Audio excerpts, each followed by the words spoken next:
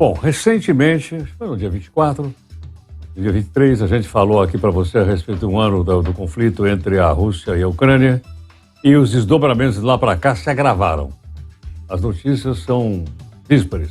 Ora dizem que os russos estão avançando, ora dizem que os ucranianos estão empurrando os russos de volta, enfim. O fato é o seguinte, o fato é que ficou bastante claro, né, para nós todos, que a Ucrânia sem o Ocidente, obviamente, não tem condições de enfrentar a Rússia. Como é que fica a situação? O coordenador de pós-graduação em Relações Institucionais e Governamentais da Faculdade Presbiteriana Mackenzie, Brasília, está aqui conosco, que é o professor Márcio Coimbra. Márcio, muito obrigado pela sua gentileza. Heródoto, uma satisfação enorme, obrigado pelo convite para estar aqui conversando contigo e todos os ouvintes da Nova Brasil. Muito obrigado. Bom, Márcio, e aí? As ligações entre a Ucrânia e o Ocidente estão cada vez mais fortes, mais vigorosas ou não? Exatamente como você colocou muito bem aí nessas primeiras linhas. Não existe chance da Ucrânia resistir sem o apoio do Ocidente. E isso ficou muito claro nesse primeiro ano de guerra. Mas também a gente tem um outro fator muito importante dentro de toda essa configuração da guerra, que é a resiliência do povo ucraniano. A capacidade de resistência que eles estão mostrando é realmente admirável. E ninguém esperava que a Ucrânia conseguisse resistir tanto tempo às investidas da Rússia. Claro que a gente tem o apoio do Ocidente, que é fundamental. Sem o apoio do Ocidente, jamais haveria resistência do governo de Kiev, como nós estamos vendo.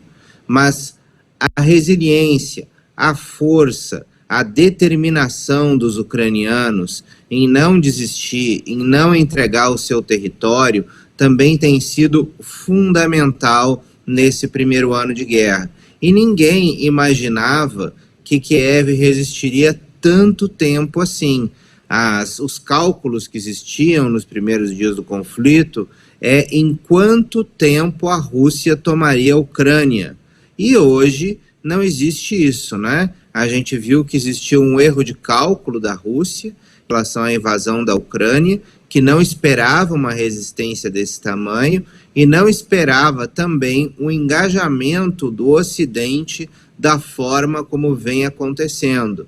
Então a Rússia teve que fazer um replanejamento, né, da questão da guerra e ser que esse combate, que tende a ser longo, pode vir até levar à vitória da Ucrânia, ou seja, que eles consigam resistir à da Rússia contra o seu território.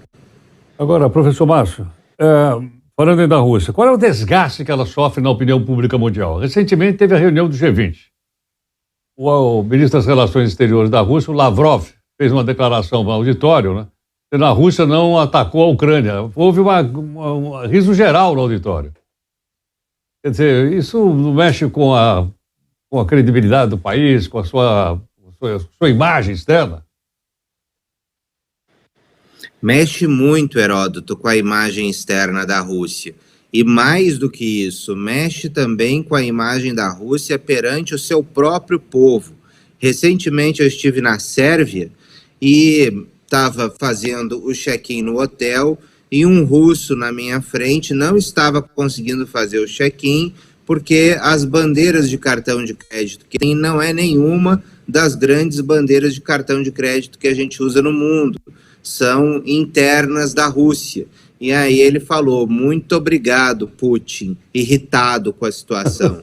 Ou seja, a Rússia está sendo isolada economicamente do Ocidente. E é isso algo que o Kremlin não estava colocando na sua linha de estratégia, porque eles imaginavam que a invasão da Ucrânia seria rápida, que eles não teriam sanções tão fortes do Ocidente em função disso. E, além disso, também da dependência europeia ao gás russo, que produtos que vão tanto pela Ucrânia e também pela Bielorrússia. Então, na verdade, o Kremlin fez um cálculo errado disso e está começando a sofrer essas consequências.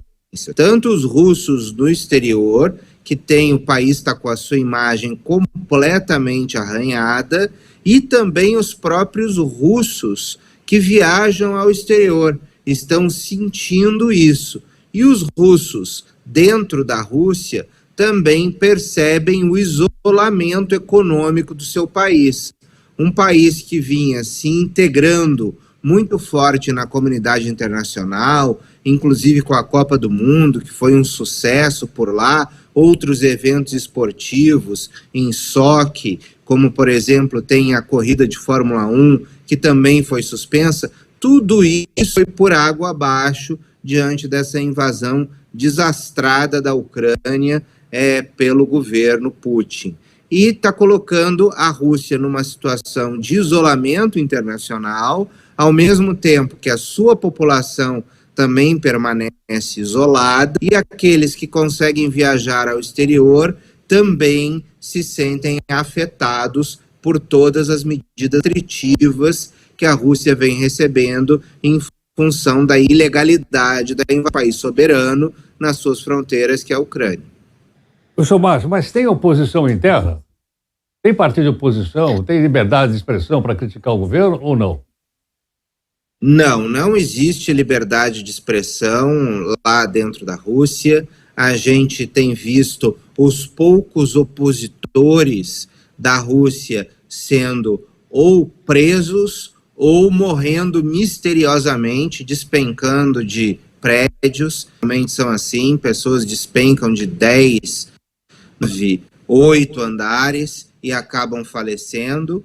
Outros acabam assassinados misteriosamente, e até essa semana também morreu misteriosamente o cientista que desenvolveu a vacina, a Sputnik, contra a Covid, a vacina russa. Então, essas mortes, elas acabam levando a uma situação de muita insegurança, porque não existe vontade da população ou liberdade de realmente se expressar quando eles estão sendo vigiados por um governo autocrata, um governo autoritário que tem prendido e matado seus opositores. O Alexei Navalny, que é um dos principais opositores do Putin, continua preso e se tem muito pouca informação sobre a sua situação. Verdade. Então, assim como ele, vários outros estão presos e alguns outros conseguem fugir da Rússia. O fato é que é uma ditadura brutal que não deixa ter liberdade de expressão e nem uma oposição consistente dentro do regime. É verdade. Professor Márcio Coimbra, professor, muito obrigado por sua gentileza, pela sua participação aqui no Jornal. Muito obrigado. Muito obrigado, Heródoto. Um grande abraço e até a próxima. Professor Márcio Coimbra é coordenador de pós-graduação em Relações Institucionais da Faculdade Presbiteriana Mackenzie, participando aqui conosco. Bom, nós temos outras